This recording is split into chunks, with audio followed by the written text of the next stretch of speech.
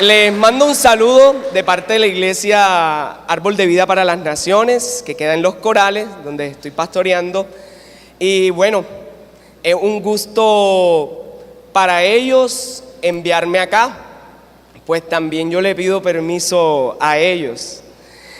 Hoy vamos a tratar, como vi un WhatsApp que envió el pastor Luis, sobre el arrepentimiento basado en el libro de Joel. Realmente esta enseñanza pertenece a una serie que estoy redactando y se titula en general "Y después no digas que no te avisamos". Para algunos es reconocida esa frase que la dice alguien que maneja un circo por ahí. Y después no digas que no te avisamos, que se despide más. Pero el título de hoy, que va a corresponder al primer capítulo, es ¿Cómo no me di cuenta? ¿Cuál es el título para los que anotan? ¿Cómo no me di cuenta? Así que le pido el favor que abra sus Biblias en Joel capítulo 1. Si su Biblia no es como esta de papel, entonces enciéndala y póngala en modo avión. Pero póngala en modo avión para que no suene en medio del culto y no le lleve un WhatsApp que lo distraiga. Joel capítulo 1. Oiga, ¿cómo no me di cuenta? Mientras usted la busca, hay una anécdota dentro de esta iglesia en uno de los campamentos que se realizaban, campamentos misioneros. No sé cuántos alcanzaron a estar en esos campamentos. Eso era para irse al monte. Creo que por acá está el pastor Madurana, ¿sabes?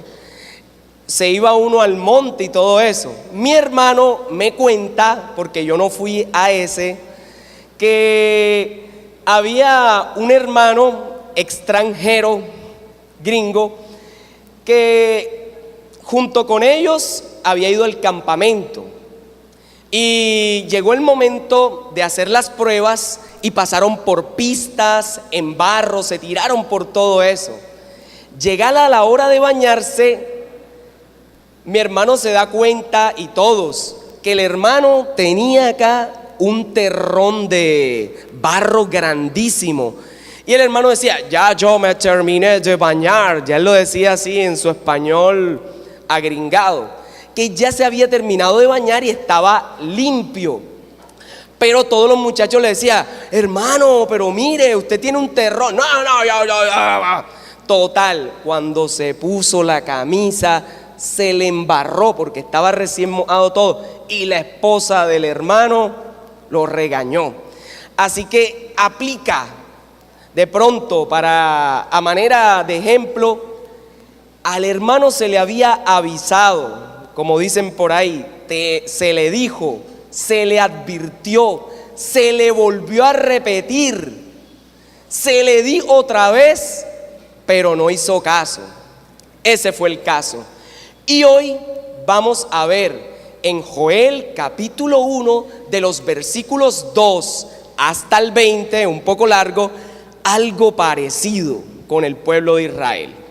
Si lo tiene, le pido el favor que me siga en su propia Biblia, pero yo voy a leer esta versión que tengo acá, la Biblia del Peregrino. Dice así el texto bíblico: oigan esto, jefes, escuchen, campesinos. ¿Ha sucedido algo semejante en sus días o en los días de sus antepasados? Cuéntenlo a sus hijos a los suyos, y ellos a la siguiente generación. Lo que dejó el saltamontes lo comió la langosta. Lo que dejó la langosta lo comió el gusano. Lo que dejó el gusano lo comió la oruga. Despierten, borrachos, y lloren. Giman, bebedores, que les quitan el licor de la boca. Porque un pueblo invade mi país, poderoso, innumerable. Tiene dientes de león y quijadas de leona. Convierte mi viñedo en desolación, reduce las higueras a astilla, pela descorteza hasta que blanquean las ramas. Suspira como joven vestida de sayal por el marido de su juventud. En el templo del Señor cesaron las ofrendas y la libación. Hacen duelo los sacerdotes que sirven al Señor. Destruido el suelo, hace duelo la tierra. El grano está perdido, el vino seco, el aceite rancio. Están defraudados los labradores, sequean los viñadores por el trigo y la cebada, porque no hay cosecha en los campos. La viña está seca, la higuera marchita, y el grano y la palmera y el manzano. Los árboles silvestres están secos, hasta el gozo de los hombres se ha secado. Vístanse de luto sacerdotes, lamentense ministros del altar, vengan a dormir en esteras ministros de mi Dios, porque falta en el templo de su Dios ofrenda y libación. Proclamen ayuno, convoquen la asamblea, reúnan a los jefes y a todos los campesinos en el templo del Señor su Dios e invoquen al Señor. ¡Ay, qué día! Porque está cerca el día del Señor. Llegará como azote del Todopoderoso. ¿No están viendo cómo falta en el templo de nuestro Dios la comida y la fiesta y la alegría? Se han secado las semillas bajo los terrones. Los silos están desolados porque la cosecha se ha perdido. Como muge el ganado, las manadas de las vacas están inquietas porque los pastos y las ovejas lo pagan. A ti, Señor, te invoco. Que el fuego ha consumido los pastos de la llanura, el calor ha quemado los árboles silvestres, hasta las bestias del campo rugen a ti, porque están secas las corrientes de las aguas y el fuego ha consumido los pastos de la llanura. Amén. Padre, gracias porque eres maravilloso, porque tu palabra hoy nos quiere direccionar a estar alertas, estar pendientes, a darnos cuenta qué pasa a nuestro alrededor, pero qué pasa en mi vida que no me estoy dando cuenta. Háblanos, Señor, y prepáranos para recibir tu palabra.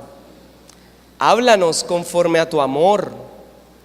Háblanos por ella para corregirnos, para disfrutar el banquete que tú tienes. Si nuestro corazón hoy está duro como la piedra, ablándalo. Si nuestro corazón está como el barro, por favor, que sea ese terreno, que se transforme en ese terreno perfecto para que tu palabra dé fruto. Y si ya está listo, hemos venido listo como tierra buena, pues que también cumpla tu palabra el propósito en nuestro corazón. En el precioso nombre de Jesús damos gracias. Amén. Bien, debo decirles lo primero, es que en el versículo 1, si usted lo puede mirar ahí, este libro fue escrito por Joel. Y ahí nos dicen, hijo de Fatuel. Y el versículo lo dice claro, palabra del Señor que dirigió a Joel, hijo de Fatuel.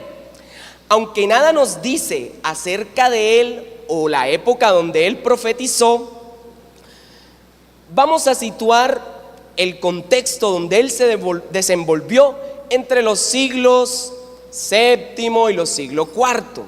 Más adelante entenderemos por qué se sitúa en ese espacio y por qué es importante y relevante su predicación en ese momento. Pero podemos decir algunas cosas si leemos todo el libro de Joel. Número 1, era judío, pertenecía al pueblo, predicó en Jerusalén, conocía la vida campesina porque conocía las fases de la langosta, conocía los cultivos, sabía del campo, pero también tenía conocimiento de los profetas que habían venido antes de él, lo que habían dicho, ya que en todo el contenido de su libro él menciona o toma referencia de profetas que hablaron antes que él. También podemos decir, por la manera hermosa y poética con que habla, que el hombre vivió en un ambiente culturalmente elevado. Es decir, conocía lo campesino, pero el hombre también sabía de poesía, sabía escribir. Y además muestra un gran interés por el templo. Si hoy nos dijeran cómo se divide este libro, podíamos hacer algo sencillo, esto a manera de contexto. La estructura podemos decir que se puede dividir en dos partes. Y es el día del Señor en el pasado, pero el día del Señor también en el futuro. Es decir, de forma escatológica, lo que va a pasar. Joel inicia su relato con una catástrofe nacional, la cual nunca hubo de tal magnitud. Y dice, ni habrá por muchos días. Y esa plaga era la de las langostas. Además, sumada a esta plaga, hay una gran sequía. La podemos ver mencionada implícitamente entre los versículos 14 y 20, lo que va a pronosticar para los que están viviendo en esa época, fenómeno del niño, no, sino un montón de niños juntos, que iban a pasar hambre.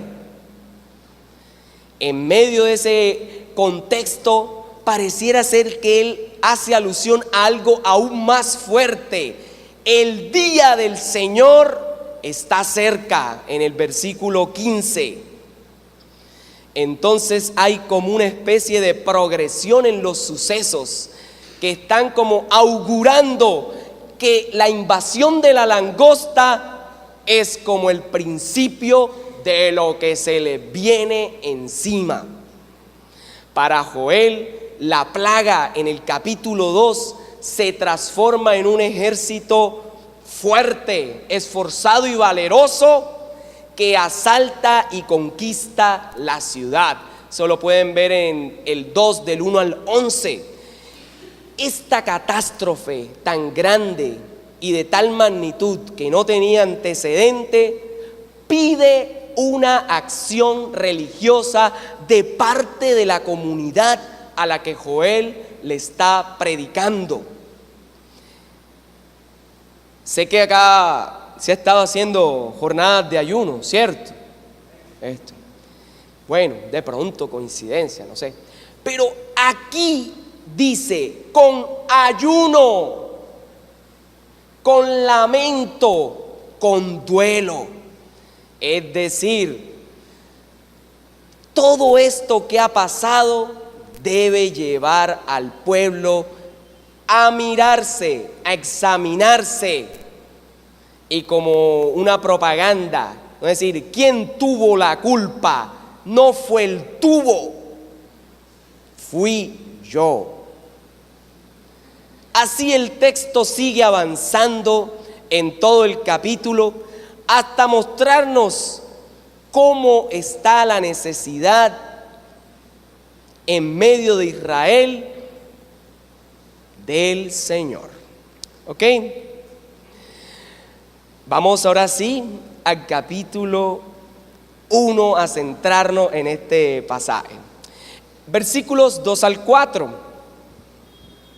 Si lo tiene ahí, sígalo. Dice: oigan esto, jefes, escuchen, campesinos. Y hay una pregunta.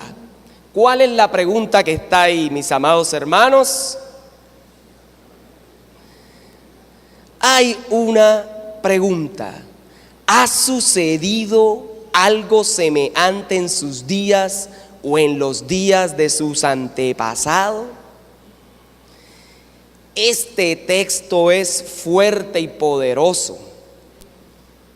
De los versículos 2 al 4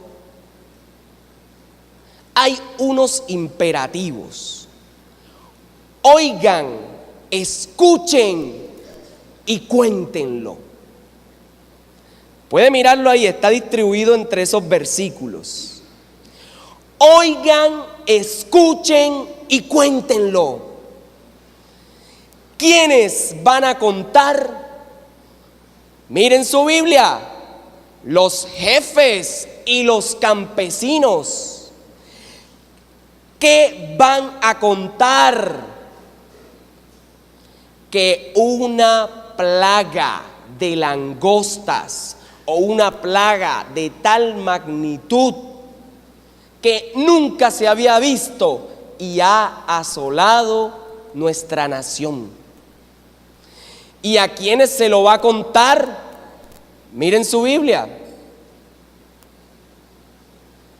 A su descendencia, a sus hijos y a los hijos de sus hijos.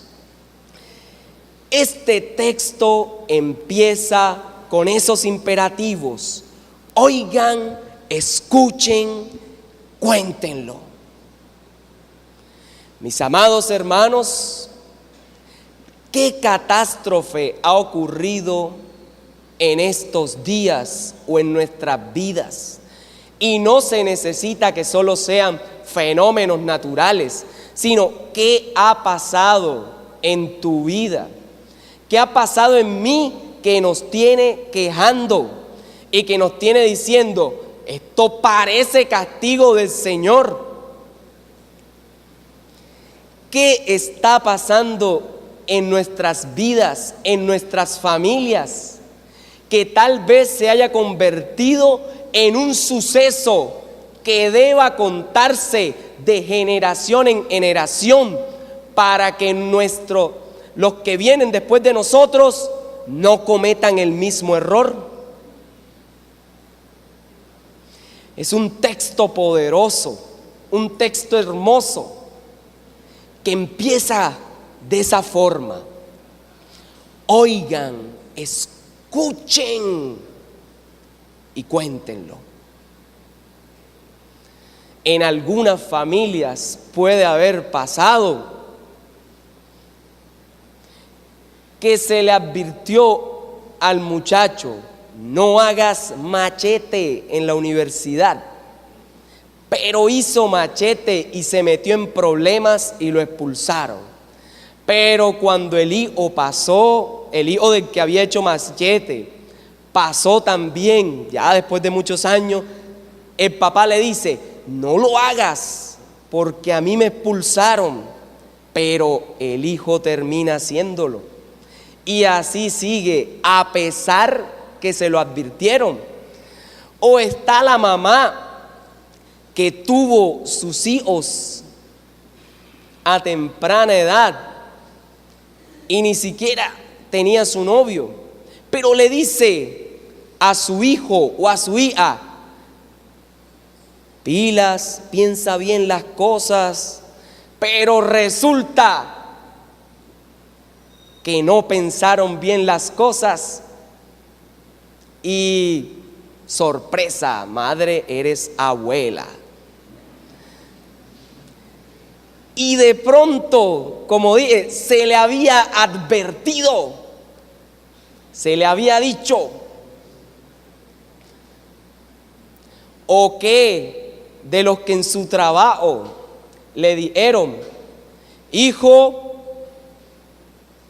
sé cuidadoso en tu trabajo, ojo lo que conversas, ojo lo que dices.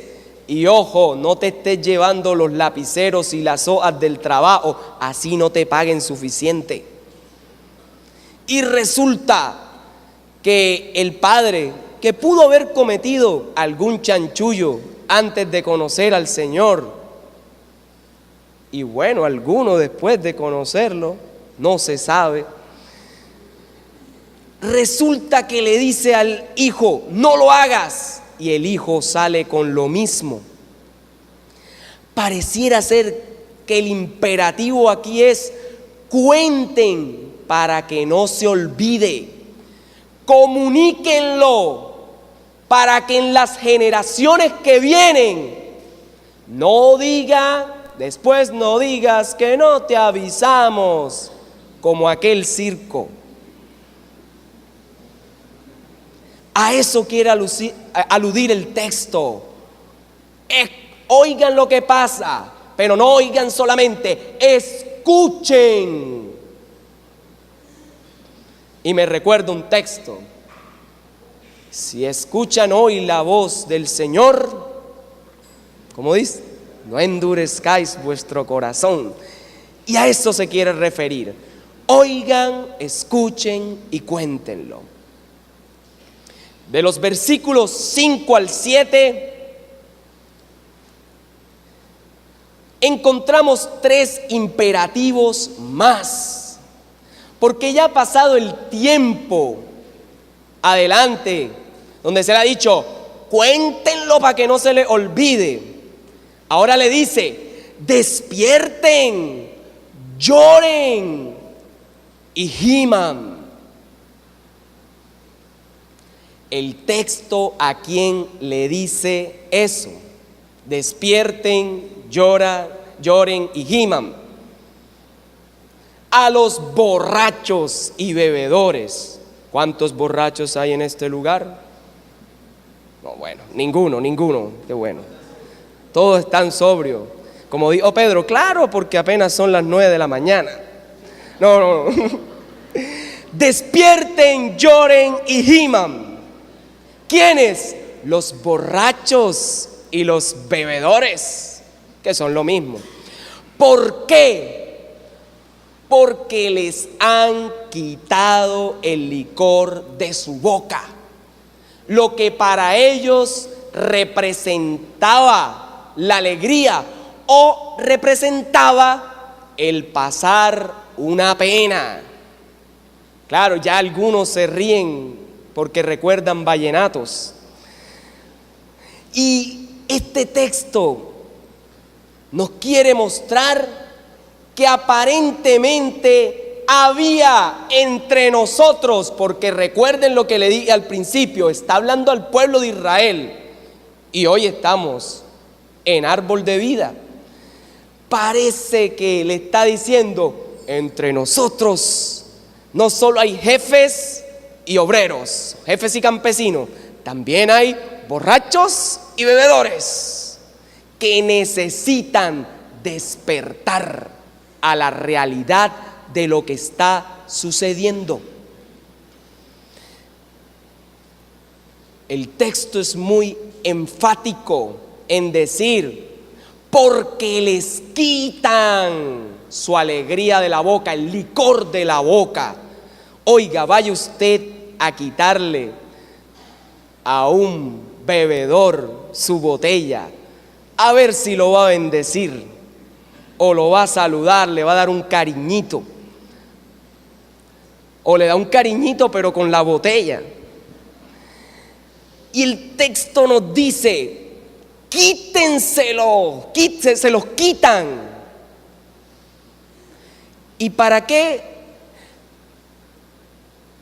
Obviamente que al quitarle el licor de la boca, con el paso del tiempo, ¿cómo van a quedar? ¿Cómo van a quedar? Terminarán con el pasar de las horas sobrios, y el relax que producía el haber bebido se acaba. Despiertan a la realidad de lo que se está viviendo. Por eso el texto empieza, despierten, lloren y giman. Hermanos, ¿qué está pasando entre nosotros? Que tal vez sea necesario que el Señor nos diga: despierten, lloren y giman. No giman, sino giman. Hermanos, este texto da duro, por así decirlo, porque te dice: en la comodidad que te encuentras, despierta. Como diría un vallenatero, que si se hubiese convertido y hubiese sido llamado a predicar, él diría: yo mismo no me di cuenta lo culpable que era yo. Búscate a otro, etcétera. Hermanos, el texto nos está llamando a: date cuenta, despierta a la realidad. Ahora, este texto no solo aplica para la comunidad que está hoy físicamente presente, sino para usted que también nos ve en streaming. ¿En qué condición te encuentras? Que Dios tenga que decir: despierta. Y esto también nos muestra una realidad. Probablemente muchos estemos dormidos. Probablemente no nos hemos dado cuenta lo que está pasando entre nosotros. Y el Señor tiene que mandar a Joel, tiene que mandar a su profeta, tiene que mandar a tu hermano, a tu vecino, al que tiene al lado, para que te despierte, para que me despierte. Hermanos, ¿cuál es la realidad en que estamos viviendo? A veces vivimos quejándonos. Y le voy a dar un ejemplo, no de acá, sino de los lados por allá, por donde estoy. Ay, es que esa alabanza, esos no están metidos con el Señor. Oiga, métase usted con el Señor. Si va a decirle algo, dígaselo con amor allá. Oye, me gustaría esto, pero en el orden. Pero métase usted. Porque si todo el mundo está gozándose, ellos se están gozando y usted no, blanco es, gallina lo pone y se llama huevo. Y eso, por mencionar uno. No, pero es que el aire no se siente. El aire sí se siente. El aire se sentía, y lo conjugan en todos los verbos. Todos los tiempos, perdón. Mi amado, despertemos a la realidad de lo que Dios quiere decirnos. ¿Qué está pasando en medio de nosotros? ¿Será que hay un letargo? ¿Estamos adormecidos? A la comunidad que se dirige Joel, al pueblo ubicado en ese espacio de tiempo, en esa época, se lo está diciendo: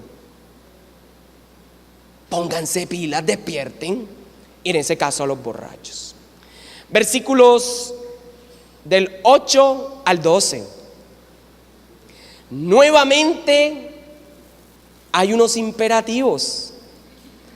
Suspiren, hagan duelo y quéjense.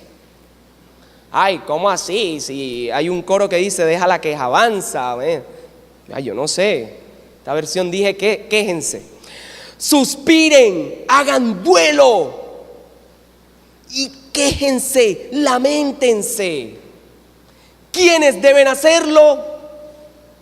Aquí nos dice, los ministros del templo, los sacerdotes, los labradores y los viñadores. Es decir, si fuera hoy aquí en la iglesia, los pastores de acá, los ministros, incluyendo los servidores, diáconos y todos los que ayudan en diferentes ministerios, ancianos, los labradores, los que trabajan, tienen su propio empleo, los viñadores, los que tienen todo, es decir, todos. Obviamente, mírelo, está desde el 8 al 12. Están todas esas categorías. ¿Por qué? ¿Por qué? Para los ministros del templo, para los sacerdotes, los ancianos, porque cesaron las ofrendas. Porque la casa del Señor está vacía. Porque la casa del Señor está desolada. Va a aplaudir y la mano no le alcanza a llegar. Para el resto, labradores, viñadores, se perdió la cosecha, se secó el vino. Oiga, que se seque el vino. ¿Cuánto tiempo debe demorar una botella de vino abierta o la mitad para que se seque? No sé, pero aquí dice que se secó. Y el aceite se dañó, es decir, estaba rancio. ¿Cuántos les gusta el aceite rancio? Alcen sus manos. A nadie, ¿cierto? Ahí está el porqué. Cesaron las ofrendas, se perdió la cosecha, y como lo dice aquel juglar de la costa, creo, siempre hay cultivo y no hay cosecha. En este caso no había cultivo, menos cosecha, porque el cultivo había sido arrasado. ¿Por quién? Las langostas. Ahí declaro: suspiren, hagan duelo y quéjense. Ahora, mi amado, ¿será que cuando usted y yo vemos alguna necesidad dentro de la iglesia o en medio de nuestra familia, lo que hacemos es, siempre lo mismo? Mira, eso es culpa de no sé quién. Eso es culpa de el hermano que está en la cuarta fila de color violeta con verde cruzado y amarillo y naranja, azul y rojo. Eso es para que no le caiga a nadie, por si acaso. Y el texto está diciendo: hagan duelo.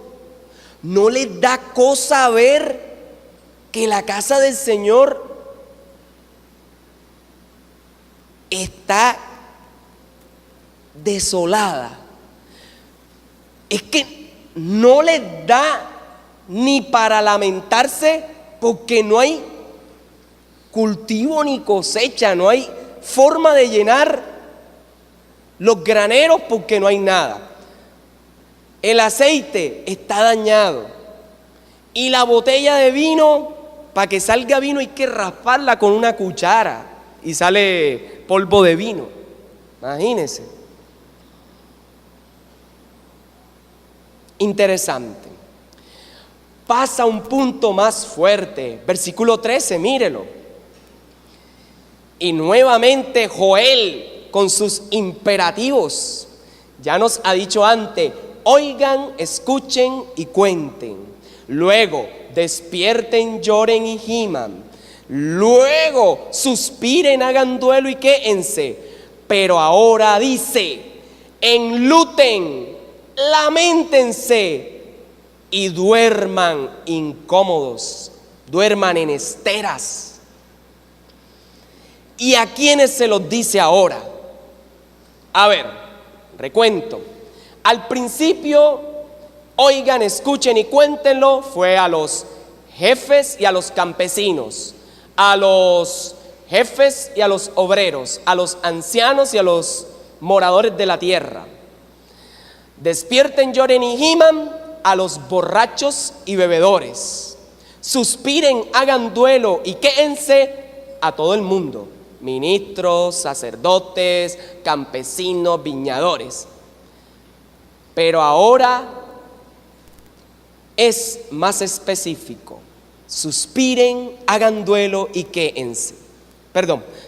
Enluten, lamentense y duerman en estera. ¿Quiénes? Los sacerdotes y ministros del templo. ¿Por qué? Repite un poquito.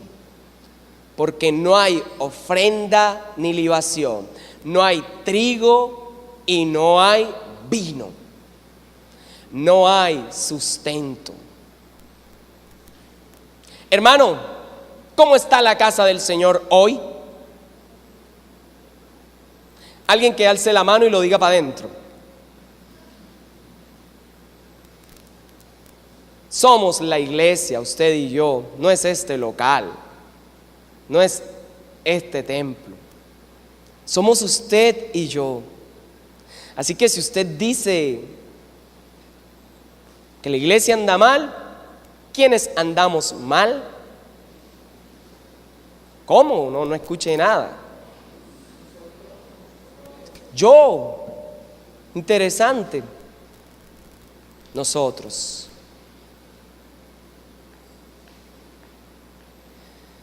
¿Y qué hacemos entonces? Como decía la propaganda, ¿qué hacemos? ¿Qué hacemos, hermanos? Enluten, lamentense, duerman en estera. Hasta este momento, Joel ha sido esa voz que denuncia, que dice. Y aquí está hablando directo a quienes ministramos en el templo, a los que en sus casas son los ministros en sus casas. Porque con Joel hay para todo el mundo, todos comen del plato. Del 14 al 19 sigue elevando el mensaje. Y nuevamente con sus imperativos, convoquen, reúnan, ayunen e invoquen.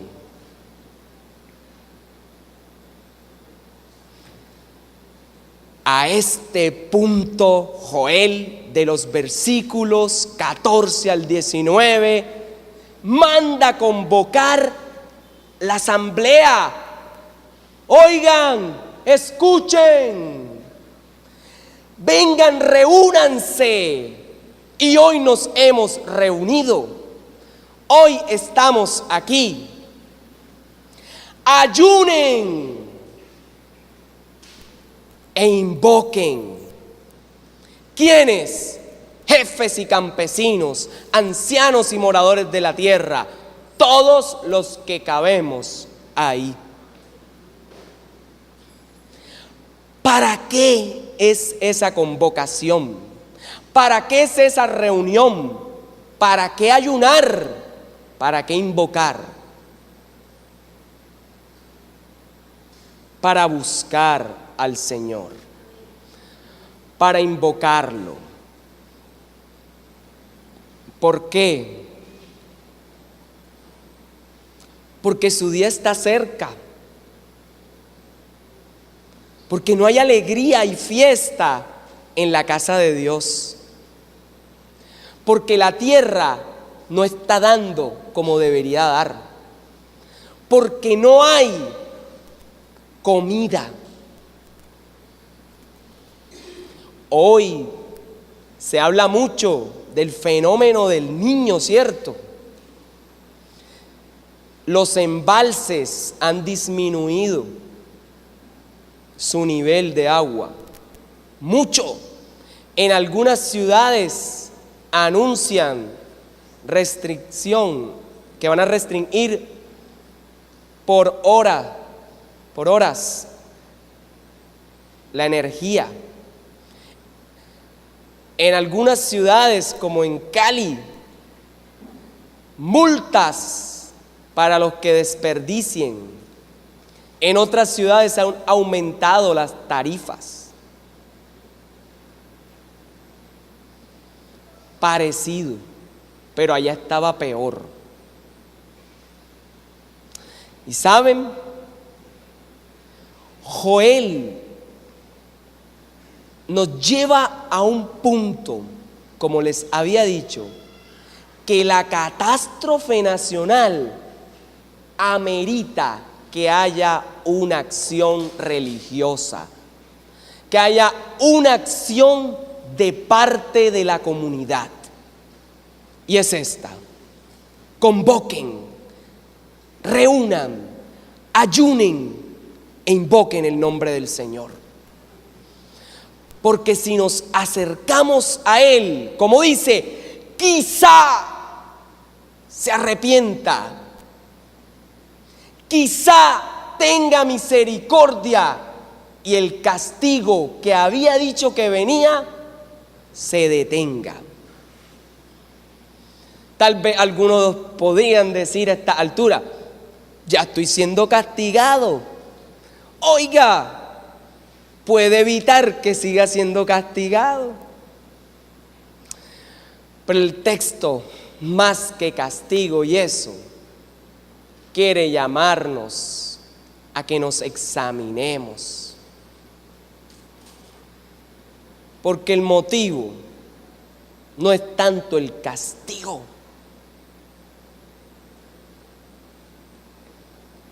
es que el día del Señor está cerca.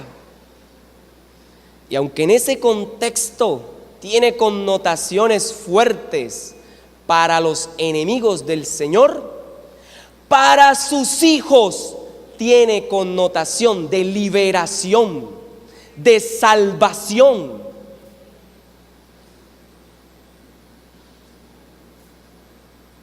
A eso nos quiere llamar. Sumado a eso, dice en el por qué, porque no solo no hay aceite, no hay producción de alimentos, sino que tampoco hay pasto para los animales y se están muriendo. Versículos del 19 al 20. Hermanos, aquí Joel ya no sigue con los imperativos de oigan, escuchen, cuéntenlo. Ya no dice despierten, lloren y giman. Tampoco suspiren, hagan duelo y quéense. Tampoco enluten, lamenten, duerman en esteras. Tampoco dice ya convoquen, reúnan, ayunen e invoquen, sino que termina él de haber llamado a todos a que actúen. Él termina diciendo: te invoco, Señor, esto es lo que ha sucedido, ya no hay nada, todo el panorama es desolador, el fuego ha quemado los pastos y a los árboles, los animales se mueren y se secaron los ríos. Ya Joel no toma la actitud que le está diciendo a todos como efectivamente debía ser, decirles despierten, sino que ahora él también: Señor, te invoco, A ti, Jehová, clamaré, clamo.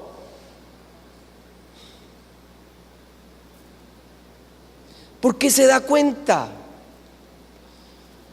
Ha hecho la tarea que le han dicho, pero él también sabe que hace parte de ese pueblo. Hermanos, todos somos iglesia de Cristo. Lo que le pase al uno nos afecta al resto. Este es un llamado mucho de ti, no de lo que tú dices.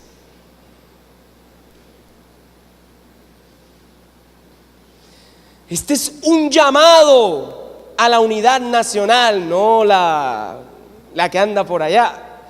Es un llamado a que todo en la nación de Israel se una. Que todos hoy en Árbol de Vida nos unamos para buscar del Señor, para que el Señor se glorifique. Hermanos, la presencia de Dios está en los que invocan. Hoy he venido aquí y conmigo el Señor, no en las figuras, no en el que diga, hoy he venido aquí y conmigo ha venido los tiempos de refrigerio. No te enteraste que hace 2000 años vinieron esos tiempos de refrigerio. Hermanos, la presencia de Dios quiere restaurarnos, pero es necesario, como hace alusión el texto, nos examinemos, que convoquemos, que nos reunamos, que ayunemos e invoquemos. Y aquí la connotación de ayuno va más allá de pasar hambre. Es en ese contexto que importa tanto buscar del Señor y urge tanto buscar de Él, que si como bien, pero lo que me interesa es buscar del Señor. Más adelante nos dice el texto: rasguen los corazones, mas no las vestiduras. No se va a invocar de cualquier manera. No es que vamos a poner las caras de santurrones. No es que vamos a ponernos hola, no, sino que el texto dice, no es lo que tú vas a reflejar, es que tú por dentro te humilles ante el Señor. A eso quiere llamarnos. Mis amados hermanos, ya para terminar, para no pasarme, o me pasé, bueno. El texto no es ajeno a la necesidad en que tú y yo estamos. Dios conoce nuestras necesidades, sabe qué está pasando en medio de nosotros. Así como conoce exactamente cada etapa de la plaga de la langosta y todo lo que ha pasado, así conoce cada etapa de tu vida, cada detallito. Así como sabe que la botella de vino está seca, que el aceite está rancio y resulta que tú lo tenías guardado por allá en lo último del escaparate de la cocina, así sabe lo que hay en lo último guardado en el escaparate de nuestro corazón. Sabe todo. Es solo de ver el texto. La palabra de Dios nos nos lleva todo por igual. Aquí el texto reúne tanto a jefes y obreros, sacerdotes, ministros del templo, viñadores, campesinos y todo género que se encuentra ahí, lo reúnen. Todos caben. Esto es como el arca de Noé. Vengan, todos caben. La palabra de Dios en este contexto fue para todos. Un llamado a buscar del Señor de forma genuina. Puede ser pastor, puede ser quien sea. Puedes tener el primer día aquí, pero por igual nos llama el Señor a examinarnos.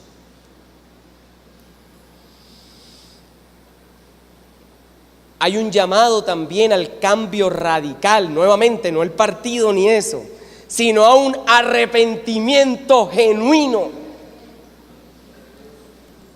Oiga, qué cosa, ya uno no sabe ni qué decir. Próximo partido, ¿cómo se llamará? Busca la paz y síguela.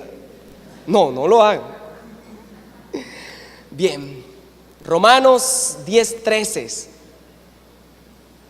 Pablo en el Nuevo Testamento hace una alusión de lo que dice Joel.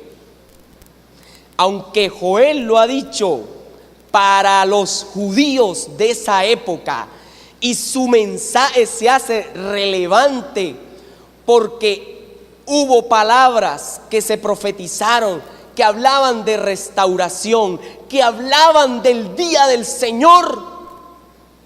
El mensaje de él dice: lo que dijeron los otros profetas no es mentira. El día del Señor vendrá, y sí, algo mayor. Habrá restauración, habrá alimento, pero viene algo mayor.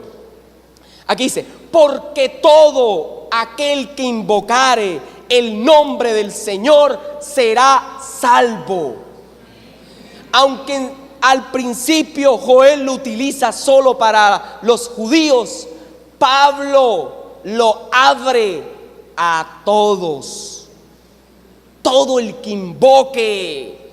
Así que sí aplica para nosotros. No se trata de una fórmula mágica. El simple hecho de pronunciar el nombre del Señor no es suficiente. Tiene que ser una manifestación externa de lo que Dios está haciendo en nuestras vidas. El cambio en nuestro interior, ese va a ser el que afecta el exterior y a toda la comunidad.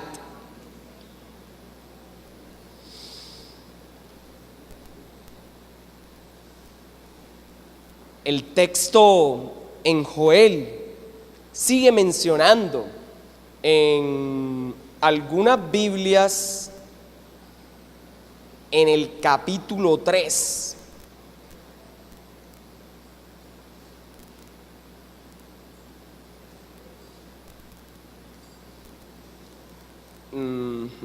Bueno, en la Biblia que ustedes tienen es el capítulo 2, versículo 28. En la mía 2:28 dice: después de esto derramaré mi espíritu sobre todo el género humano. ¿Qué cosa nos lleva al punto más grande? La salvación es del Señor. Todo aquel que invoque el nombre del Señor será salvo. Y quien a Cristo dejó en esta tierra para que esté todos los días de nuestra vida con nosotros es al Espíritu de Dios.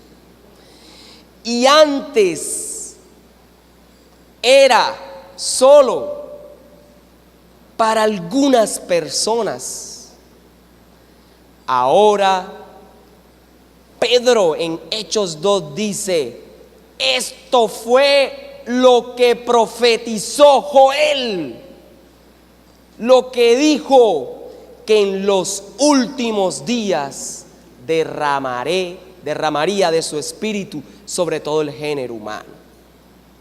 Fuerte. Hermanos, que el Espíritu de Dios use la palabra para examinarnos. Que usted y yo, al llegar a nuestra casa, pensemos bien qué estamos haciendo. No hemos sido llamados a ser cristianos por el exterior. Que porque me he visto de blanco y uso un micrófono y estoy en un púlpito, soy más santo que el otro. No, Señor. Ahí el texto que tenían en pantalla hace la alusión que es sobre todos. Así que en tu corazón, en mi corazón, nos examina y nos ayuda a caminar. Amén. Levantémonos un momento, por favor, los que puedan ponerse de pie.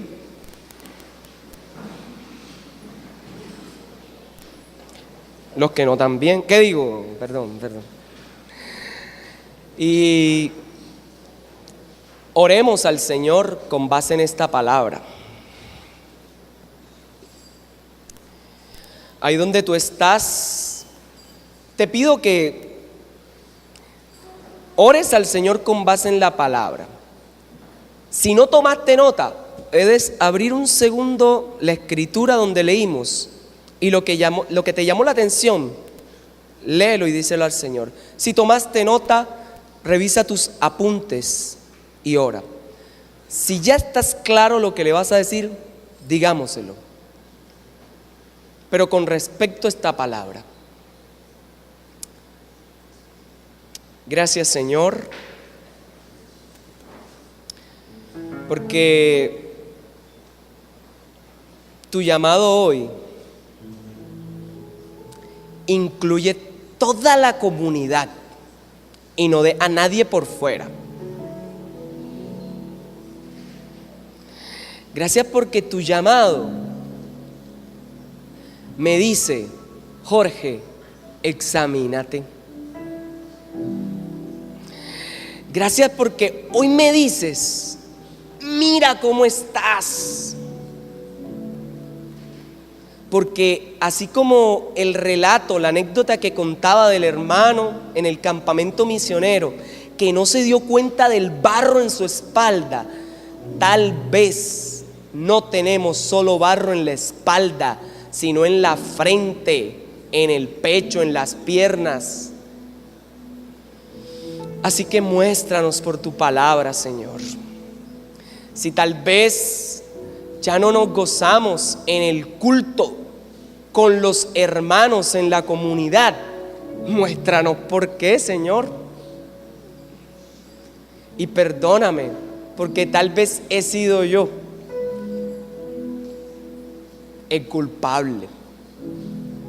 Perdóname si he hablado mal de mi hermano, de mi hermana, de mi familiar, de mi esposa, de mi esposo, del cónyuge.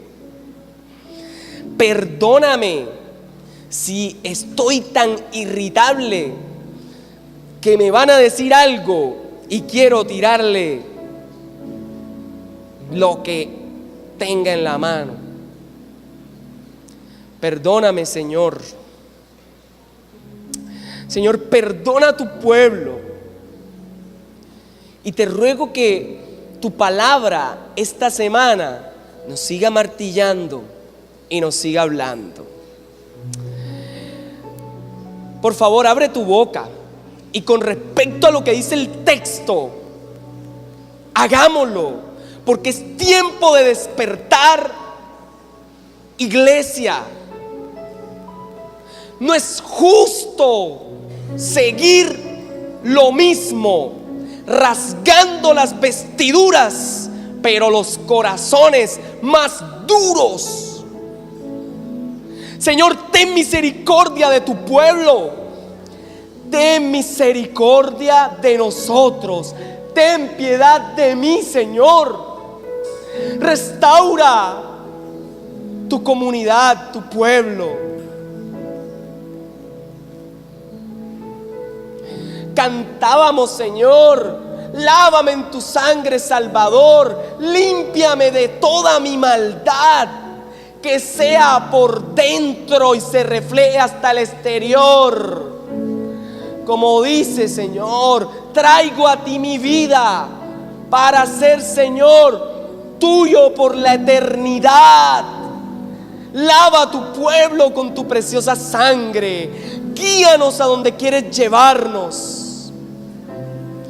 Y que se vean esos nuevos tiempos en medio de nuestra vida, en medio de esta comunidad, en medio de los que nos ven, nos escuchan. Y que con poder, así como descendió el Espíritu de Dios, descienda sobre nosotros y nos llenes para proclamar tu gloria.